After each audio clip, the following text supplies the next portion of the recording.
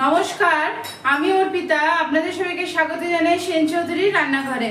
আজ আমি আপনাদের সঙ্গে শেয়ার করব বেগুন চোখা রেসিপি। একদম অন্যরকম ভাবে, একদম নতুন ইউনিক একটি পদ্ধতিতে।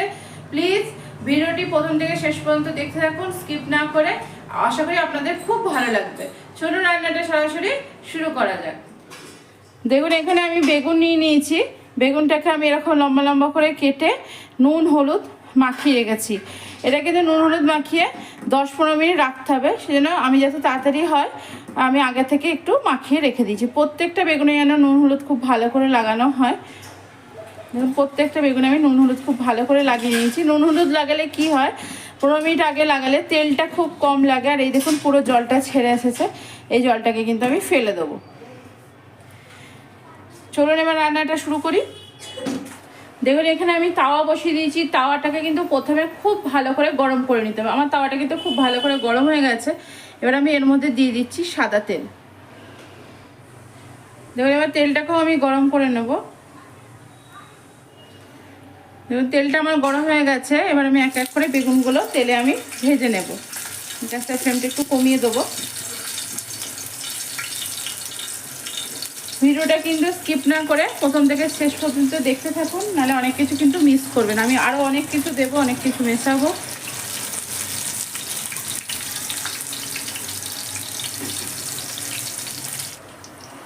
দেখুন, বেগুনটাকে এবার আমি একটা লিড দিয়ে ঢেকে দিলাম। এবার এটা আস্তে আস্তে হয়ে যাক বেগুন ভাজাটা। সবকটা বেগুন ভাজা আমি প্রথমে করে নিই, তারপর আমি আপনাদেরকে দেখাচ্ছি আরও কী কী আমি এর মধ্যে মেশাবো। দেখুন, বেগুনটা একবার ঢাকা খুলে আমি এবার উল্টে দেবো বেগুনগুলোকে। এভাবে উল্টে পাল্টে কিন্তু প্রথমে আমি বেগুনগুলো, সমস্ত বেগুন ভালো করে ভেজে নেব।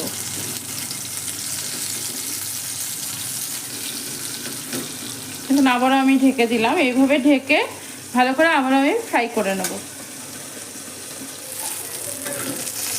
দেখুন, বেগুনটা আমার ভাজা হয়ে গেছে। বেগুনটা কিন্তু আমি একটা জায়গায় তুলে নিচ্ছি। দেখুন, আমার সমস্ত বেগুন কিন্তু আমার ভাজা হয়ে গেছে। বেগুনটাকে আমি সাইডে রেখে দিলাম। এবার এর মধ্যে আমি প্রথমে ভেজে নেব পেঁয়াজ,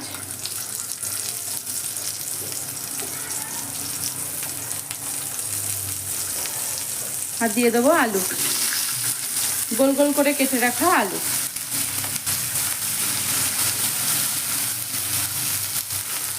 পেঁয়াজ আর আলুটা দিয়ে কিন্তু আমি ঢেকে দিলাম। পেঁয়াজ আর আলুটাকে এবার ঢাকা দিয়ে উল্টে পাল্টে খুব ভালো করে ভেজে নেবো। পেঁয়াজগুলো তো খুব তাড়াতাড়ি ভাজা হয়ে যাবে, আলুটা ভাজতে একটু সময় লাগবে। আমি আলুটা ভেজে নিই, তারপর আবার আপনাদের সঙ্গে আমার কথা হচ্ছে। পেঁয়াজটা খুব তাড়াতাড়ি কিন্তু ভাজা হয়ে গেল। এবার পেঁয়াজটা আমার ভাজা হয়ে গেছে। আমি কিন্তু বেগুনটাকে একটু সাইড করে নিয়ে পেঁয়াজটাও কিন্তু সাইডে আমি রেখে দিচ্ছি।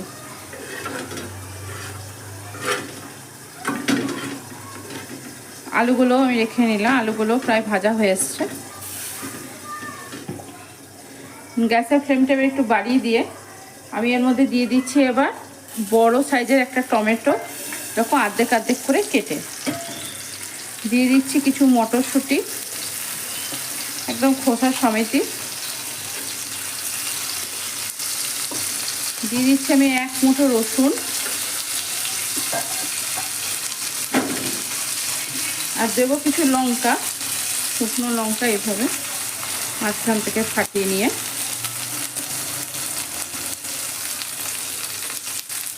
গ্যাসের ফ্লেমটা একটু কমিয়ে দিলাম। এবার এর মধ্যে দিয়ে দেবো পরিমাণ মতো নুন।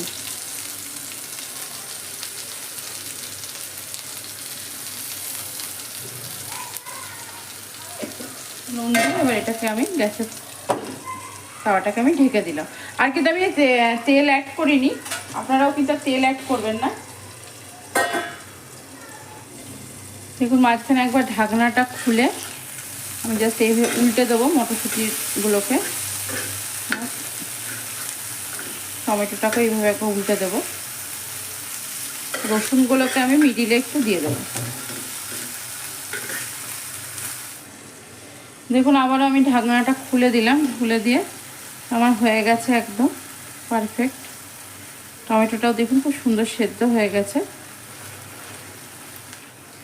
টমেটোর কিন্তু খোসাটা পুরো ছেড়ে আসছে, এখন খুন্তিতে একটু হাত দিয়ে টানলেই পুরো খোসাটা উঠে আসবে। খোসাটাকে যে ফেলে দিতে হবে এর কোনো মানে নেই, আপনারা রাখতেও পারেন আবার উঠিয়ে ফেলেও নিতে পারেন। মটরশুঁটিগুলো আমি একটু আলাদা জায়গায় তুলে নেব। দেখুন লঙ্কাগুলোও আমি একটু আলাদা করে তুলে নিলাম।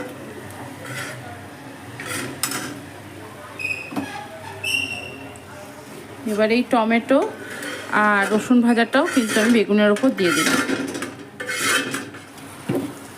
দেখুন এই সমস্তগুলোকে একটু ঠান্ডা হওয়ার জন্য সাইডে রাখলাম।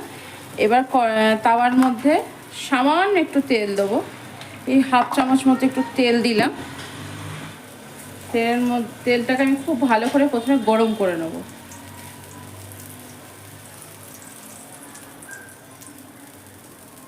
এর মধ্যে দিয়ে দেবো কটা সর্ষে, দিয়ে দেবো কুচনো পেঁয়াজ, গ্যাসের ফ্লেম কমিয়ে দিয়েছি। দিচ্ছি কিছু কারি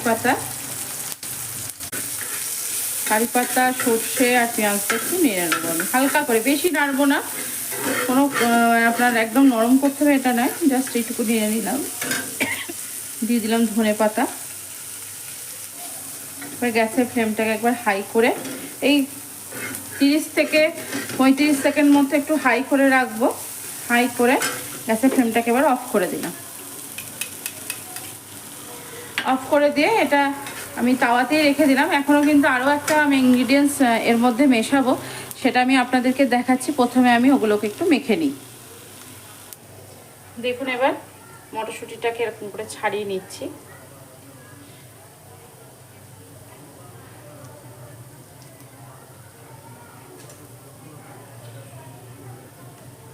কিচ্ছু করতে হবে না, এইভাবে চাপ দিলেই এটা বেরিয়ে আসবে। এরকম ওপরটা ধরতে হবে লম্বা করে, এইভাবে বেরিয়ে চলে যাবে। এখনও আসল ইনগ্রিডিয়েন্টসটাই আমি এখনও মেশাইনি, সেটা একটু পরে মেশাবো। প্রথমে এগুলো রেডি করে নিই, তারপর দেখুন এবার এগুলো আমি এভাবে মেখে নেব।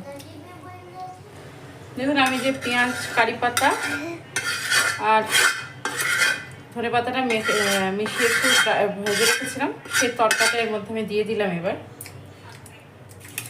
এবার আমি দিয়ে দিচ্ছি বেগুন চোখাটার মধ্যে আসল ইনগ্রিডিয়েন্ট, সেটা হচ্ছে টক দই। টক দই দিয়ে এবার আমি খুব ভালো করে মেখে নেব। দেখুন বেগুন চোখাটার মধ্যে আলুগুলো যে আমি একবারে মেখে দিয়েছি তা না, কিছু কিছু আলু কিন্তু গোটাও আছে। এবার এখান থেকে আমি অল্প একটু উঠিয়ে সাইডে রাখলাম। এবার আমি এর মধ্যে দিয়ে দেবো লঙ্কা, ভাজার যে লঙ্কাগুলো ছিল সেই লঙ্কাগুলো কিন্তু এবার আমি এর মধ্যে মাখিয়ে দেবো। দেখুন লঙ্কাগুলোকে এইভাবে কাঁচি দিয়ে আমি কেটে দিচ্ছি। পুরো স্ম্যাশড করে মাখছি না, খুব ঝাল হয়ে যাবে। এইভাবে কাঁচি দিয়ে কেটে দিলাম। দেখুন এবার আমি হাত দিয়ে পুরো বেগুন চোখাটাকে খুব ভালো করে আমি এবার মেখে নেব। দেখুন আমার রেডি হয়ে গেল একদম অন্য ধরনের একটা বেগুন চোখা রেসিপি। দেখুন আমার রেডি হয়ে গেল একদম বেগুন চোখা রেসিপি। যারা বেগুন খেতে চায় না তারাও কিন্তু এই বেগুনটা বানালে আপনার চেয়ে খাবে। দেখে কিন্তু মনেই হচ্ছে না যে এর মধ্যে বেগুন আছে, এত সুন্দর এটা খেতে হয়। আর আমি কিন্তু আর নুন মেশালাম না, আর যেহেতু আমি বেগুন ভাজা সবেতেই নুন দিয়েছি, সেটা নুন মেশালাম না। যদি আপনাদের কম বেশি লাগে তো আপনারা আপনাদের স্বাদ অনুযায়ী দিয়ে দেবেন। আজ আমি আপনাদের সঙ্গে শেয়ার করলাম একদম অন্য রকমের, একদম নতুনভাবে একটা বেগুনের চোখা রেসিপি। আশা করি আমার ভিডিওটি আপনাদের ভালো লেগেছে। যদি আমার ভিডিওটি আপনাদের ভালো লেগে থাকে অবশ্যই একটা লাইক, শেয়ার আর কমেন্টস করতে ভুলবেন না। অবশ্যই চ্যানেলটিকে সাবস্ক্রাইব করবেন, চ্যানেলটিকে সাবস্ক্রাইব করার পাশে থাকবেন। আজ এখানে ভালো থাকবেন, সুস্থ থাকবেন, আনন্দে থাকবেন, অনেক অনেক সুখে থাকবেন।